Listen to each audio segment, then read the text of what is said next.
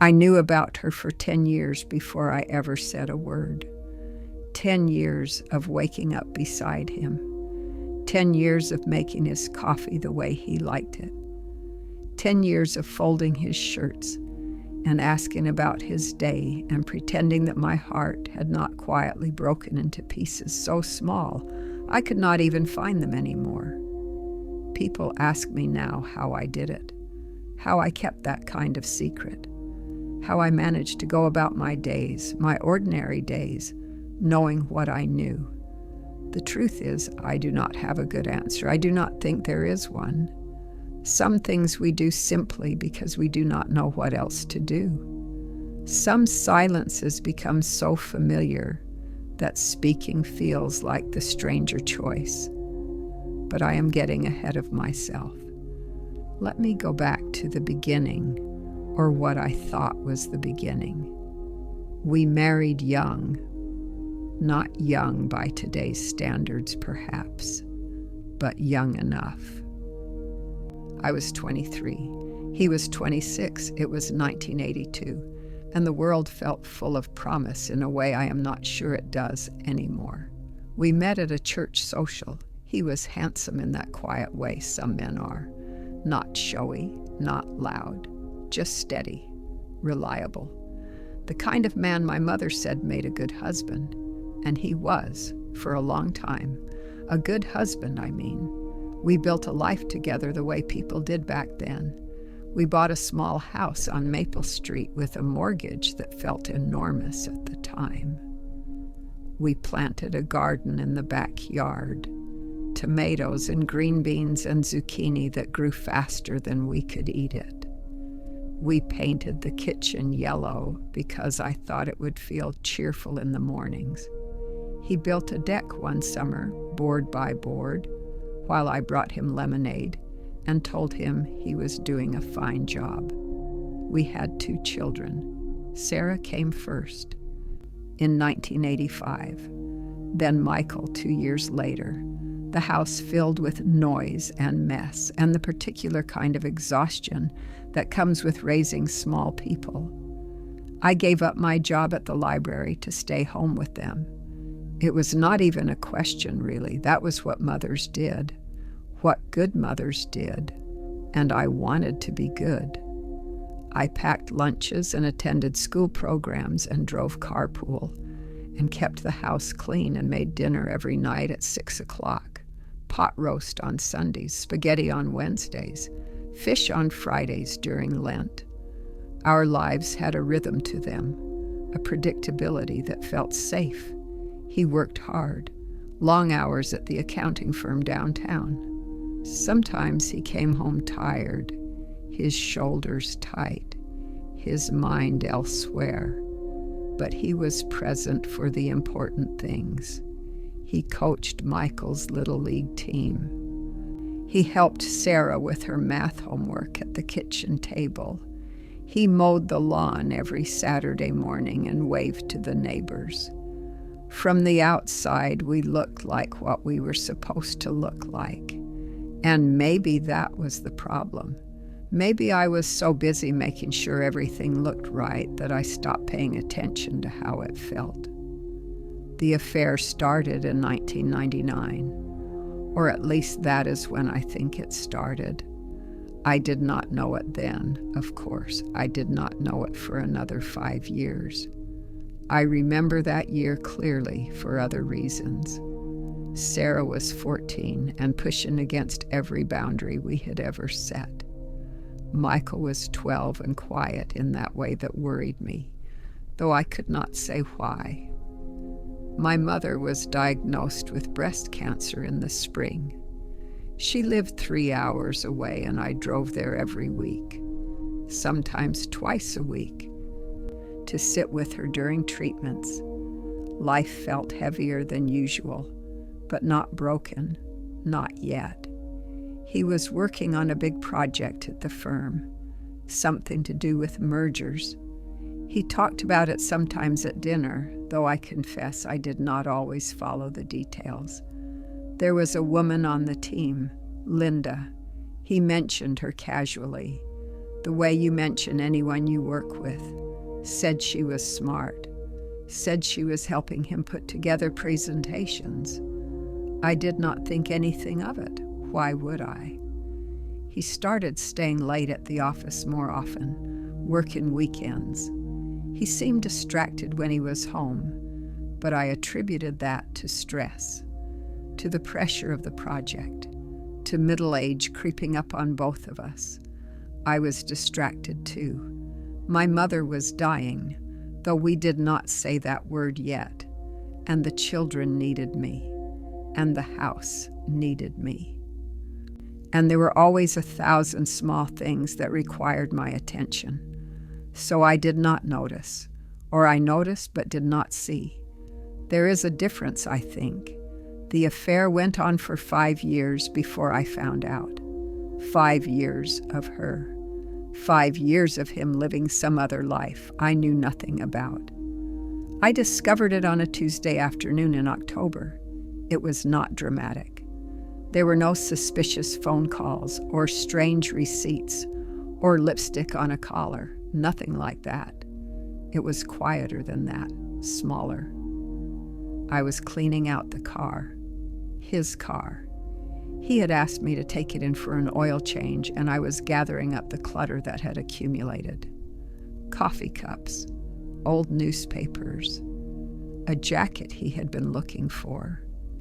There was a card in the glove compartment, one of those greeting cards you buy at the drugstore. It had a picture of 2 birds on a branch. I opened it without thinking, the way you open anything you find while cleaning. The handwriting inside was not mine. It said things I will not repeat here, things that made it clear this was not a casual friendship, things that made it clear this had been going on for some time. It was signed with just an initial, L. I sat in that car for a long time. I do not know how long. The card in my hands, the autumn sun coming through the windshield, the smell of old coffee and leather seats. I did not cry. That surprises people when I tell them, but I did not. I felt something else, something harder to name. It was like the whole world had tilted slightly, and I was waiting to see if it would right itself, or if I would just slide off completely. I put the card back where I found it. I closed the glove compartment. I took the car in for the oil change. I did not say anything, not that day, not that week, not that month. I told myself I needed time to think, to process, to decide what to do. But the truth is I was afraid of what would happen if I spoke, afraid of the explosion that would follow, afraid that our whole life would come apart, and I would be the one who pulled the thread. Sarah was 19 then, away at college, but Michael was 17, a senior in high school, applying to colleges, taking his SATs. He was anxious by nature, sensitive to conflict. I could not bear the thought of disrupting his final year at home, of making him choose sides or carry this weight. So I stayed quiet. Days turned into weeks. Weeks turned into months. He did not know that I knew. He went on exactly as before. Coming home, eating dinner, asking about my day, kissing me goodnight with the same distracted affection he had always shown. And I went on too, making his coffee, doing his laundry, smiling when I was supposed to smile. But something had changed inside me, something fundamental. It was like a part of me had gone to sleep, the part that felt things deeply, the part that hoped and dreamed and wanted. That part just went quiet. I moved through my days as if from a great distance. I was there but not there, present but absent. I kept waiting for him to end it, the affair. I thought surely it would run its course. Surely he would come to his senses. Surely he would choose us, choose me. But it did not end. The card had been from 2004. By 2006, I realized it was still going on. I could tell from small things. The way he showered as soon as he got home from work. The way he kept his phone close. The way he sometimes smelled different. Not like perfume exactly, just different. I thought about confronting him 1,000 times. I planned what I would say, how I would say it. I imagined his face, his denials or his confessions. I played out every possible scenario in my mind late at night while he slept beside me. But I never did it. Michael graduated high school in 2006. He went off to college in the fall. The house became very quiet. It was just the two of us then, me and him, sitting across from each other at dinner, watching television in the evening, sleeping in the same bed. You would think that would have made it worse, the silence between us. But in some ways, it was easier. There were fewer people to pretend for. I filled my time with other things. I went back to work part-time at the library. I volunteered at church. I took up gardening again, with a seriousness I had not had before. I could lose myself in the rhythm of weeding and watering and watching things grow. People told me I seemed peaceful, centered. They did not know that peace was just another word for numbness. The years passed, 2007, 2008, 2009. He was still seeing her. I was still saying nothing. I did not hate him. That is what people do not understand. I wanted to hate him. Hate would have been cleaner, simpler, but instead I felt a kind of sad bewilderment. How had we come to this? How had the boy who built me a deck and held my hand during Sarah's birth become this stranger who lived a secret life? How had I become someone who allowed it? By 2010, I realized I did not even know who I was anymore. I had spent so many years being a wife and a mother and a keeper of peace that I had lost track of the woman underneath all those roles. I looked in the mirror some mornings and did not recognize myself. The silence I was keeping was not just about his affair anymore. It was about everything I had never said, every disappointment I had swallowed, every dream I had set aside, every moment I had chosen his comfort over my own truth. I was angry, I realized, not at him, at myself, for staying, for accepting, for making myself small and quiet and convenient. But even knowing that, I still did not speak. There's a weight to long silence. It becomes its own kind of truth. Breaking it feels impossible, like trying to speak a foreign language you never learned. In 2012, Sarah had her first baby, a little girl named Emma. I held that tiny creature in my arms and felt something crack open inside me. Some protective shell I had built around my heart. I looked at her perfect face and thought about what I would want for her life, what I would tell her if she came to me someday with a secret like mine. I would tell her she deserved more than silence, more than endurance, more than making herself disappear. But I still could not take my own advice. He retired in 2013. 63 years old and done with work. The affair had ended by then.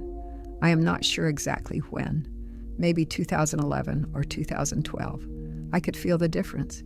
He was home more present, less distracted. I wondered sometimes if she had ended it or if he had. I wondered if she had ever loved him or if it had just been a diversion. I wondered if he had loved her. I did not ask. We settled into a new routine, a retirement routine. Coffee together in the mornings, errands and appointments and visits with the grandchildren, Dinners out on Friday nights at the same 3 restaurants we had been going to for years. People thought we looked content, comfortable in that way long-married couples are supposed to be. And maybe we were in some hollow way. But I was not happy. I knew that much. The awakening, when it finally came, was not dramatic. It was a Sunday afternoon in the spring of 2014. We were sitting on the deck he had built all those years ago. The boards needed replacing in spots, and the railing was loose, but it was still standing. We were drinking iced tea and not talking, which was normal. We had run out of things to say to each other years before. I was watching the birds at the feeder, sparrows and finches, one brave cardinal, and I had this sudden clear thought. I have spent 32 years trying to keep this man happy, and I do not think I have succeeded, and I do not think I ever will. It was not a cruel thought, just a true one.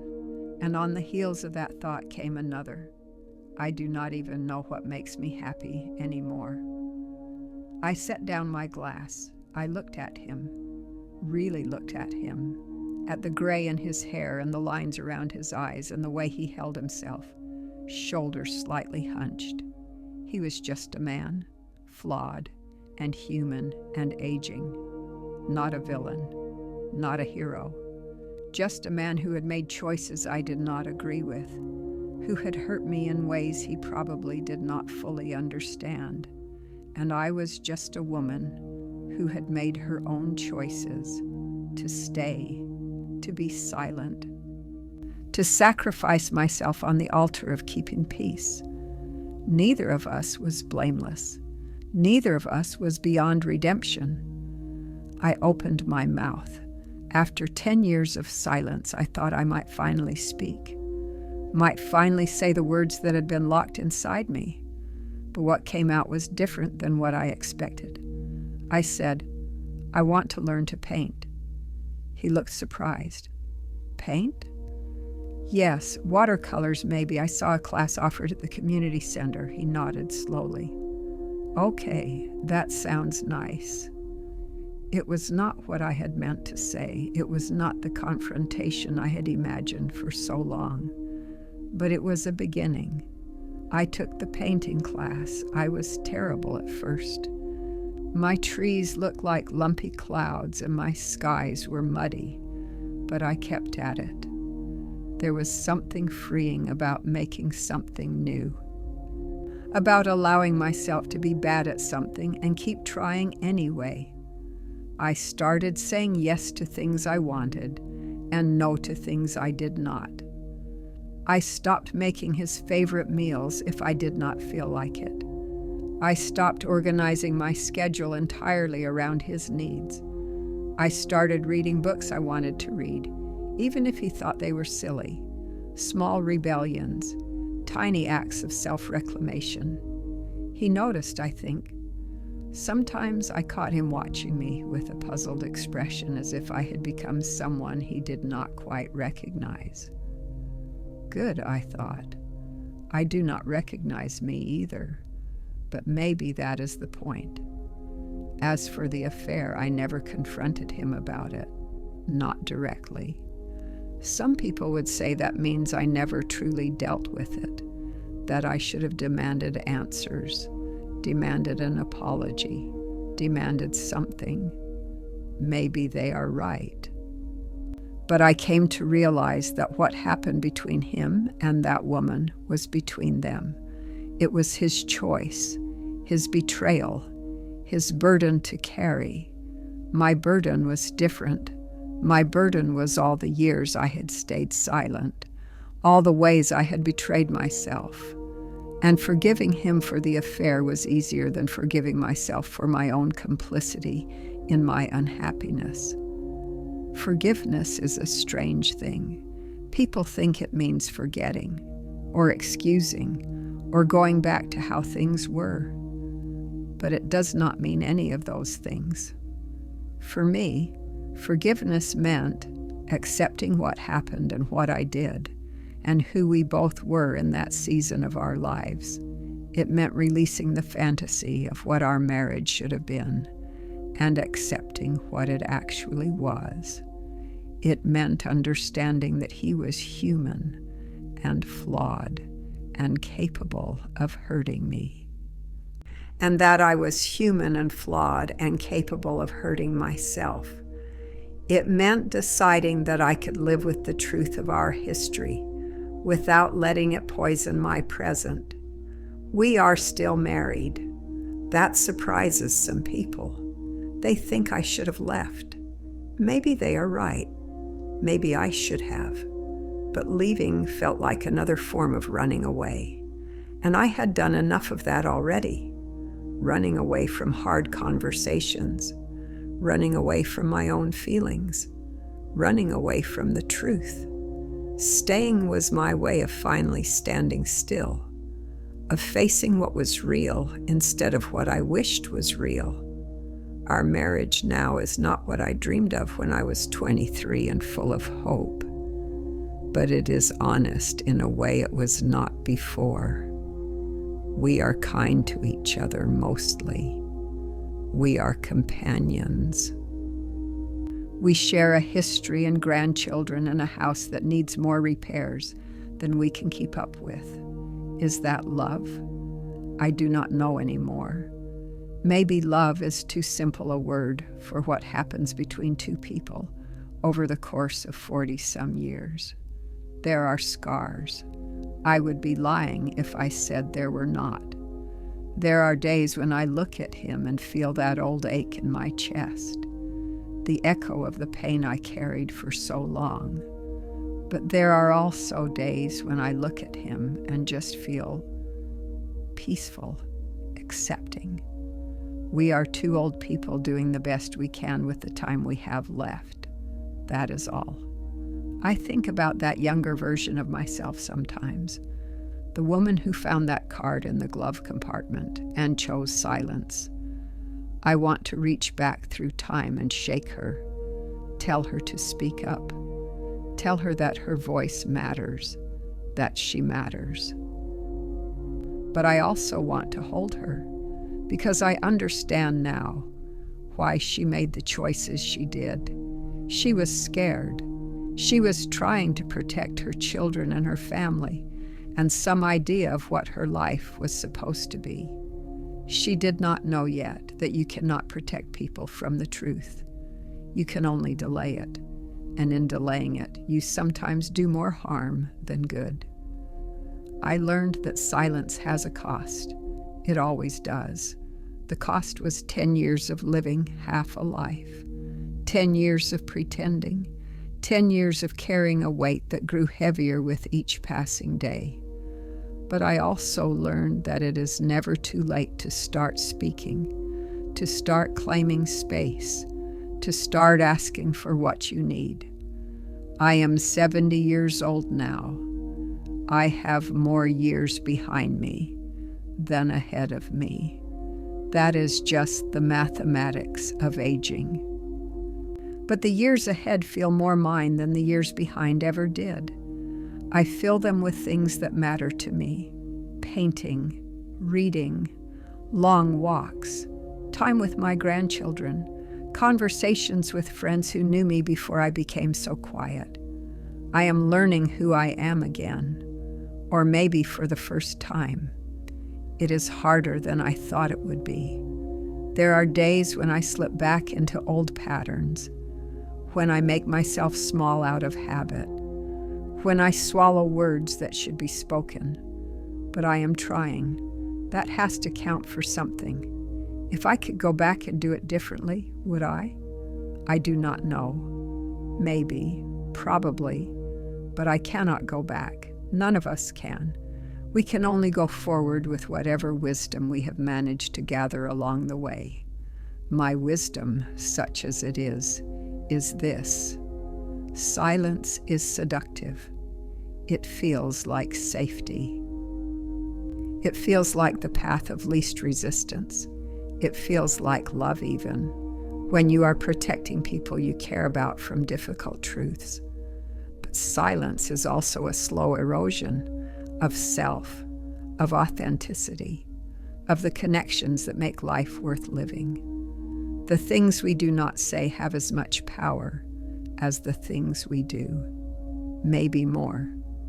I spent 10 years not saying the most important thing, and in those 10 years I lost something I am still trying to find again.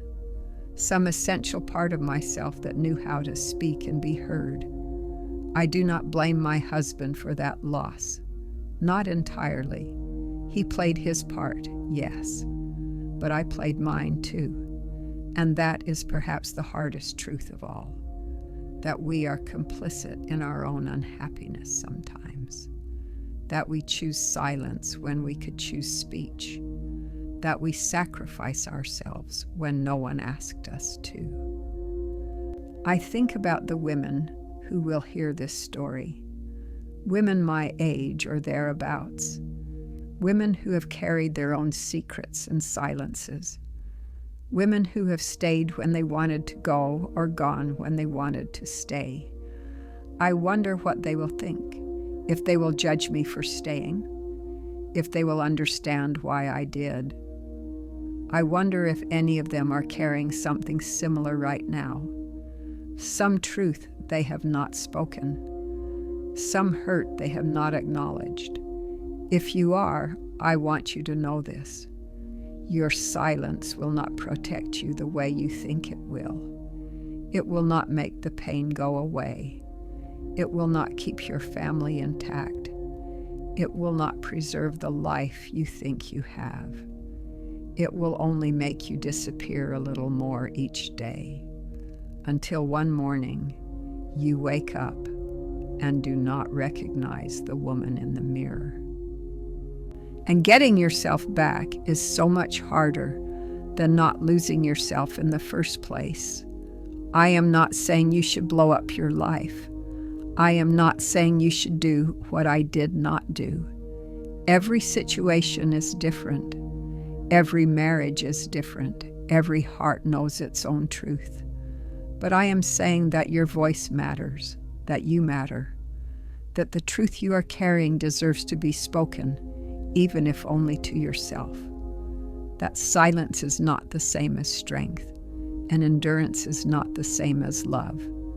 I am still learning these lessons, still figuring out how to be both truthful and kind, how to honor my needs without destroying everything around me, how to forgive without forgetting, how to stay without disappearing.